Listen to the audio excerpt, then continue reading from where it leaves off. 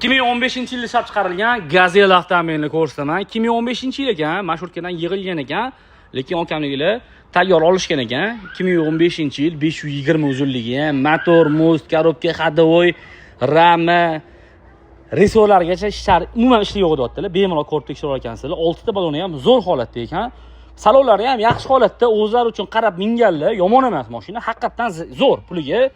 Xo'p, Captiva rulli, Captiva ham narsalargacha hamma yo'g'ini Captiva qilib qo'ygan ekanlar. Test monitorlargacha bor, stenlarning ham holati zo'r.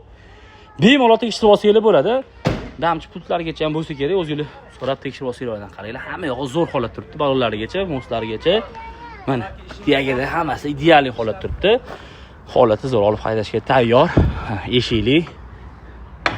Orqa tomonlari ham polni panel, pollari ham yaxshi pollada. 2015-yil bu tayyor Gazelle sizlarga olib maza qilib haydashingiz uchun bor yo'g'i 10500 ga beramiz, bosib yuboringlar.